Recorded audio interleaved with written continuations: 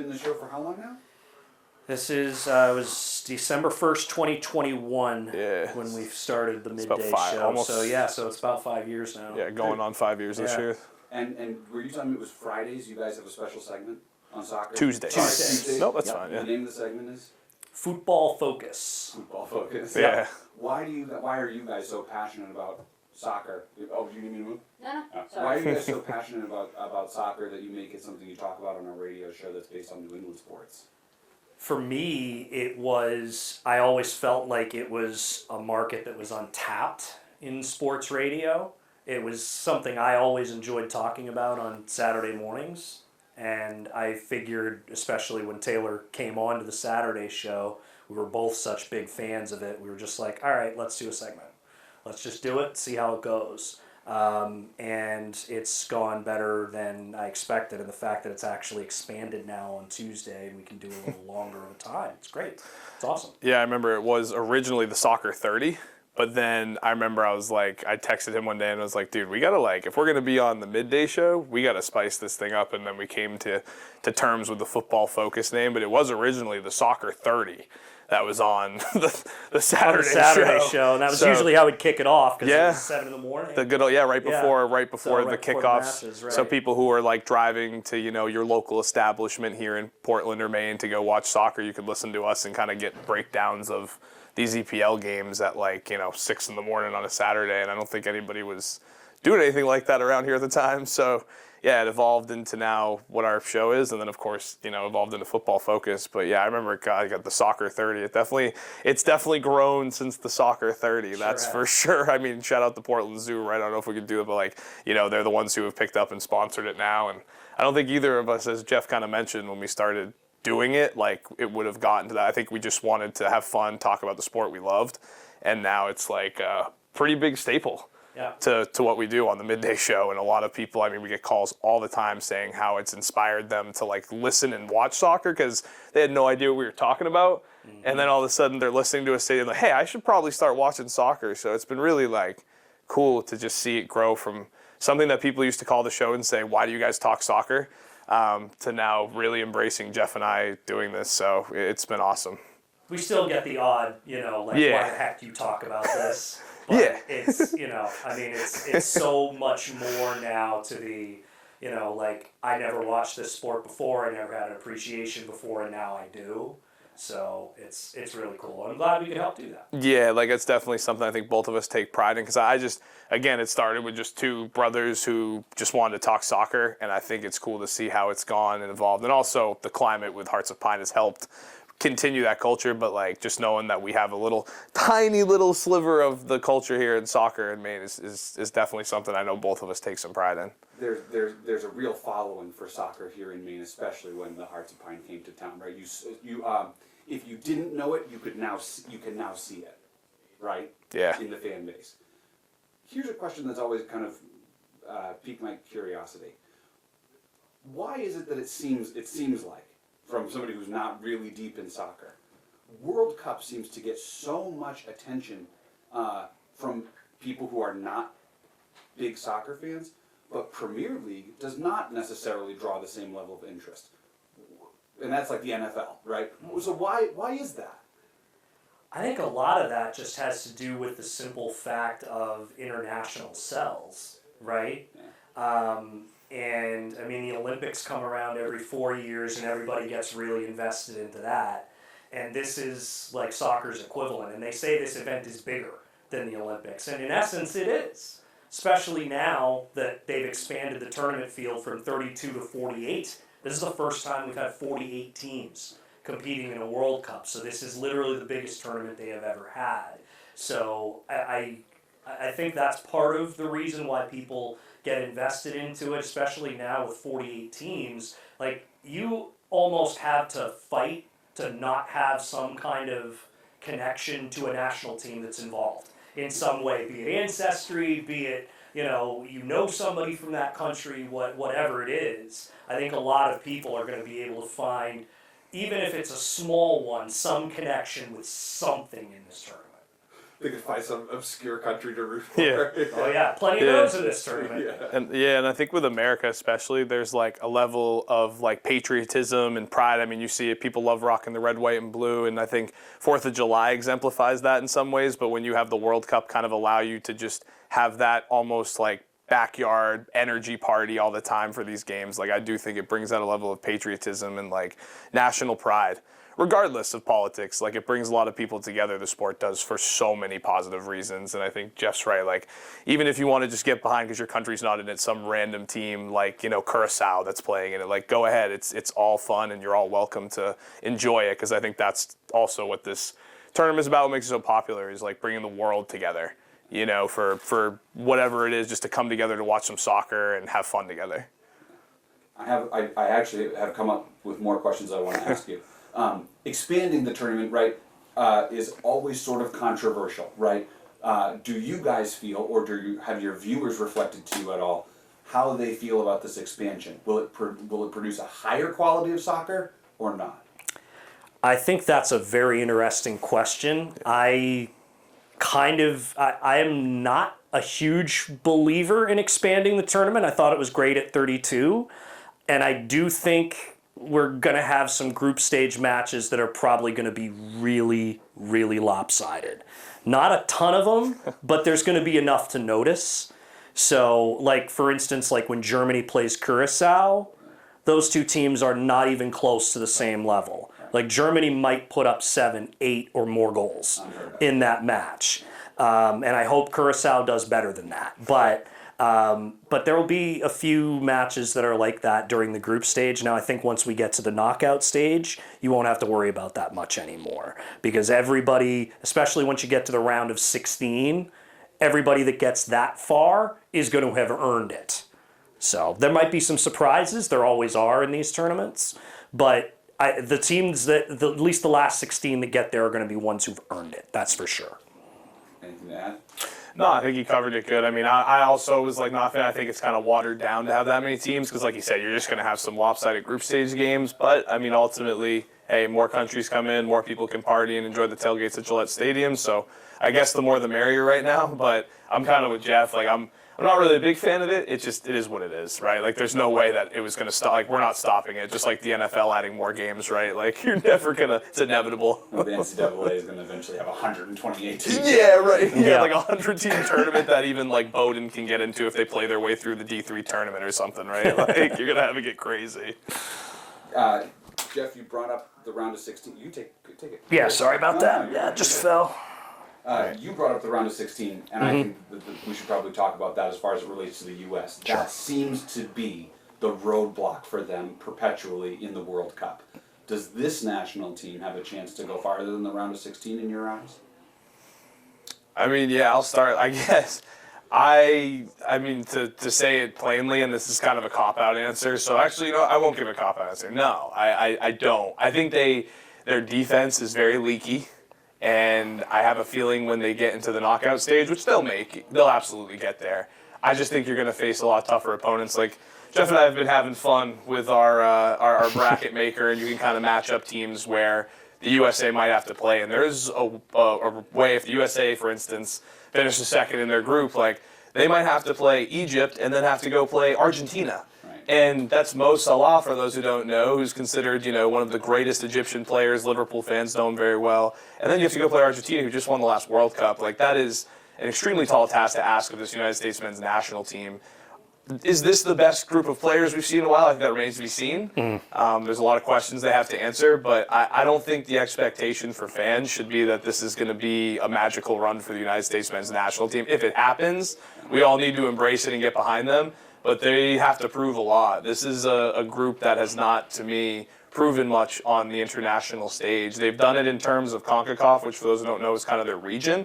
They've won Gold Cups and they've had success in continental play. But when they go play European teams, Poch's record speaks for itself, unfortunately. There's not many wins to show for it. And those are the teams you're going to have to beat to win the World Cup or advance in the group stage, advance in the knockout round. So I just have a tough time seeing much success out of the group stage for them. I think the group stage can be fun, but I think once you get out of that, it's the big boys. and they gotta show up and be able to answer the bell. And right now, I don't know if they're capable. Very positive results with the friendlies, but I'm not someone who is really on board with like this is going to be a magical Sweet 16 run for the United States men's national team. If it happens, my man, I'm all on board for it. I can't wait. I'll be the first one cheering for him. But I'm not going to hold my breath. Yeah, my expectation, in all honesty, is round of 16 is about the best they can do. Yeah. And who knows if they get any farther than that, that is a victory in and of itself. Yeah. As far as I'm concerned, I certainly think looking at the first two group matches, they'll be favored against Paraguay. They'll definitely be favored against Australia. Turkey is going to be the challenge. I think that might be the best team in the group, but they play them last. So hopefully that match will just be for positioning, because if the U.S. needs to win it, that could be a problem. Yeah. But so long as they take care of business in their first two, I think that sets up well. And if they end up winning the group, that could be maybe a little bit of an easier path in the round of 32 and possibly the round of 16 to where maybe you could reach the last 8. But that's only if you win the group, and that's only if they play well. And I will say I liked at least the strategy I was seeing on the pitch from Mauricio Pochettino, the U.S. manager. I liked the fact that he wanted to press high and try to get goals early, because I think that is going to be about the only way this team can win, because it is leaky at the back. Our goalkeeping is good, not great. So the only way the team is going to win is to be able to score some goals, because I think they're going to give up some goals. Question is going to be, can they score enough? And I think against Paraguay or Australia, the answer is yes. I think against maybe some teams they might face in the round of 32, the answer is yes. Once you get playing the Turkeys, the Argentinas, the Brazils, the Englands, etc., I think it's going to get a lot harder. Mm-hmm.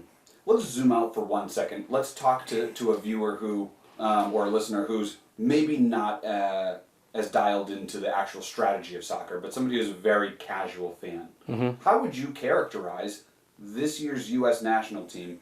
And if you don't mind, when you answer the question, can we talk about Christian Pulisic kind of being like the face of U.S. soccer? Yeah, and how would you characterize this team? I would characterize this team right now as, oh man, if like how could we characterize this group, right? To past World Cup groups. Yeah, compare them to World Cup teams of the past. I would think with this Poch group, there's like a level, I guess, of like. I almost want to use the word sporadic with them, because the way their offense is, like Jeff kind of pointed to it, they have these like sporadic moments where you just see them just amazing, and you have like, you know, the 20 minutes, whatever, where they go score 2 goals, and Pulisic looks like he might be the best player in the world, right? The LeBron James of soccer, as they call him. But then there's just the real moments where you see them when they have to settle into the game and play a certain style, as Jeff pointed out, that can be good, but they make so many mistakes in the back. So, I don't know, man. I guess it's a tough one for me to pinpoint how I'd characterize them, but sporadic might be a word I'd use, because I just find them just kind of to be all over the place at times, and it works in their favor, but you see their disorganization at the back, and it leads to a lot of mistakes. I mean, Jeff pointed it out, they're going to have to score a lot of goals. Maybe offensive is the way to characterize them, too, because they're going to have to play that way if they're going to want to win a lot of games. And Christian Pulisic, man, for him to break his goal drought going into this against Senegal was huge. I think he's going to have a big World Cup. I do. He was very quiet the last few months, but when you look back at how he played for AC Milan at the end, or I should say in the beginning of the season, was able to score a lot of goals, got a little quiet, but under Poch, it seems like right now he's starting to get more into being himself, and I do think that for Team USA fans, they're probably going to see the best version of Christian Pulisic, and if they get the best version of him, they'll score goals. Yeah, and really the U.S. needs Christian Pulisic to be at his best in order to really do well. He is our most talented player. There's no doubt about that. He really is. Yeah. And there's lots of other talented guys who I think Falarin Balogun, the striker, is going to be a real big piece to this as well. And whoever Pochettino decides to put in net, I think is going to be a big deal too, whether it's Matt Turner or Matt Freese, both of whom are Major League Soccer guys. Turner has the experience, was the starter in 2022, and Freese this is new to him, but he's played really well in Major League Soccer over the last year. A lot of people thought it was maybe his job to lose, and now as we sit a few days before the tournament, I don't really know which one is going to start. And I think I'd probably shade toward Turner because of the experience. And as one analyst, I think it was Brian Dunseth, who I heard talking about it, so I'll credit him, saying that you'd much rather start with Turner and have to go to Freeze than to start with Freeze and have to go to Turner. So that's the way I think they'll probably play it. But we'll see. Well, it'll be interesting to find out Friday night when we get the team sheets and which guys between the sticks. Outside of the U.S., which teams would you say are the top 3 contenders for winning it all? For me, in no particular order, Spain, France, England. That's my 3 as well. Yeah, like I just... Those teams such powerhouses. They are deep. Jeff and I actually talked about this on our segment. We were laughing because there is a little thing online that went around and it showed England's 11 that didn't make their World Cup roster, and I would argue it's better than the Team USA's 11. Wow. Yes, no, I mean, and you can say that about France.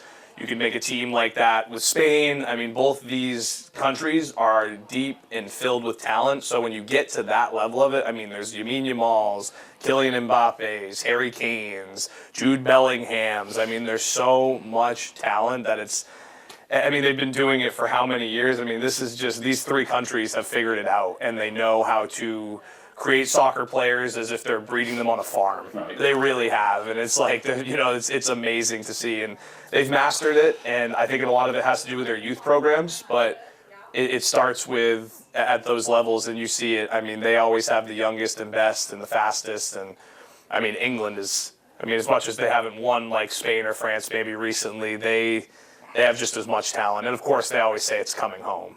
They like to think that part of it. But yeah, no, I think what makes those 3 what they are is and soccer is a part of their history, and it starts at those youth levels, and these 3 countries have just mastered it. Again, you look at their second teams, it's like, some of the guys that don't even make the World Cup again would be, and like people, like Serginho Dest, I guess would be a good example of this. He's a dual citizen. He could have played in the Netherlands, but he decided to play with the United States men's national team rather than play for them because probably would have been a little bit tougher to make it in that team than the United States men's national team for him. So with a lot of those, you see a lot of players leave France, leave Spain, leave England to go play for other teams because they have no shot at making it on these clubs. So, I would say depth is one thing that makes them so lethal because, again, you can build 2 squads with them and have them be better than almost half the teams in the world. Yeah, and France especially. They've been in the last 2 World Cup finals. Yeah. They won in 2018. It looked like they were dead in the 2022 final, and Kylian Mbappe brought them off the mat to force penalty kicks in what a lot of people, non-soccer fans even, have told me is like one of the top 5 sporting events they've ever watched, period. Any sport. So France has that pedigree. And right now, I kind of think Kylian Mbappe might be the best player in the world. So you've got that. Spain, an elite team as well. Yamal, as Taylor mentioned, one of the best young players in the world right now. A lot of skilled players who played together for a long period of time at that level. And England is the interesting one because they're being coached right now by a manager who had not been a national team manager before, and Thomas Tuchel, who's a German, who's coached a lot in the English Premier League. So they're very familiar with him there, but this is a new challenge for him. And England has only won the 1 World Cup 60 years ago when they hosted. They didn't make the World Cup in 1994 when it was here last. I do think it would be kind of, somewhat poetic symmetry if the second England World Cup comes in basically their most recognizable colony, I guess, if you will, of the former British holdings in the United States of America. It would have a little symmetry, I think. Neither of you guys brought up defending defending world champion Argentina. Why not? I think Argentina has a shot, but with them you wonder, and it's funny, Jeff and I were actually just having this conversation today. Their players have gotten a taste of it now, and a lot of those guys are like, nothing against Messi, he's still one of the greatest players in the world, but they've all been there, done that. Lautaro Martinez, a lot of the guys who are part of that core, I think both Jeff and I are a little just skeptical on if they're going to have that same chip on their shoulder. I think they're capable. They absolutely are. Brazil's capable, right? There's quite a few South American teams and African teams, to be clear, to me, that can win the World Cup. But I do think the 3 European clubs, like, till you beat any of those 3 big Europeans, like, you're going to be the underdog to any of them. And I think Argentina, even if they played any of those 3, would be an underdog in that scenario because as good as they are, I think there is a level of, like, we call it in NFL, right, the Super Bowl hangover. I don't know if it's necessarily a World Cup hangover, but, I mean, let's be real about Messi. He's with the MLS, he's with Inter Miami, and I think there's other ambitions for a lot of those guys who are just a little bit older and, again, who have tasted World Cup victory, whereas, I mean, for England, Jeff mentioned it, you're talking about a starving UK that has been waiting for England to bring it home for a long time. France has been there, done that recently, and has that experience and still has the hunger. I mean, my God, I love how he put it with Mbappe because Mbappe in the picture with the French national team, they even had him in front of the president. So he was standing in front of the president. Yeah, so I mean, he is like, just to put it into perspective, they love this guy. Yeah, yeah, right. So it is tough to see, like, Argentina. I mean, they could do it, but I think even Spain, too, hungry as ever, who just came off a strong Euro. It's tough to see Argentina do it this time. Now, again, I would never count them out, but I do think there's a lot more things at play behind the scenes that are going to limit their focus this time around, possibly. Yeah, I mean, I kind of see Argentina as a quarterfinalist and maybe no more. Right. And again, a lot of it to me does come down to age with them because it's an older roster that now has won a World Cup. Yeah. So I do think they'll be hungry, but maybe not quite as hungry as they were in 2022 when they felt like maybe this is our last shot to do this for Messi. Now they've done it. Yeah. So I don't know that same urgency is going to be there. Now, once they step on the pitch, it probably will be. But that's the thing. I think there might be some hungrier, better teams. And I think you're right to point out the Messi piece of that because you're right to say, like, I think it felt like when they won that World Cup, Messi wasn't going to be a part of this team, and he is. So it's like, I think you're right to point that out, and, like, how does that impact? Because I think there was a big emotional roller coaster they were riding in that last World Cup that's just, I mean, it's just not there this time, as Jeff pointed out. But that doesn't mean, as he points out, they're not going to be Argentina and one of the most competitive teams in the world. They will be. I don't want to call it a dream matchup, but do either one of you have a most anticipated matchup? 2 teams that you would like to see play each other? For me, it's the setup I actually had coming crashing down in one of my World Cup things. It would be France versus Germany.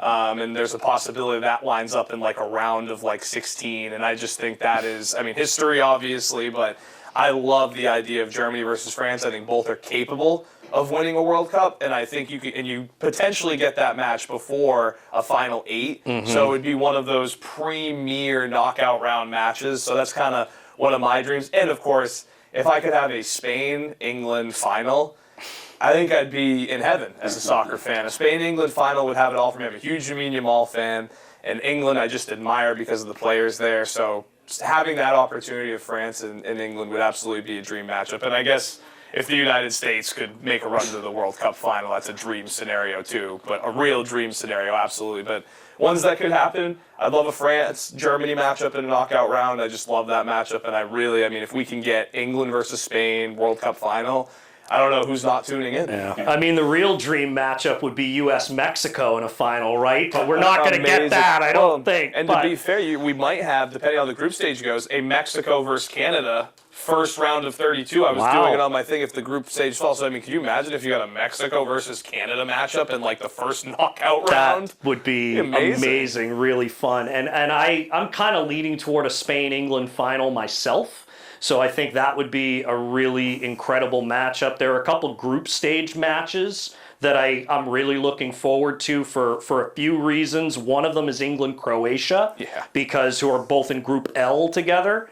They've had an amazing history in knockout stages recently of playing against one another. It was Croatia had to beat England to get to the 2018 final. So there's history between the countries, which is really fun there.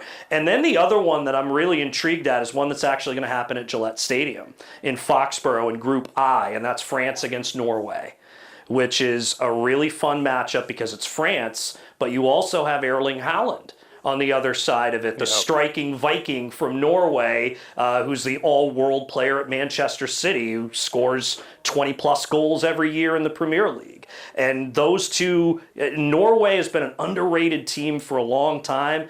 I see them as maybe a dark horse that can go really far in this thing if they end up getting the right type of draw. So that's an intriguing one to me in the group stage for sure, is France-Norway. Yeah, that's one that I was going to say too. I just think because it's at Gillette. That's amazing that us fans in New England are going to potentially not potentially, we are going to see Mbappe versus Haaland. Like, that really doesn't get much better than that. I mean, that's a dream scenario, and it's happening at Boston Stadium. Why that's a question for another time.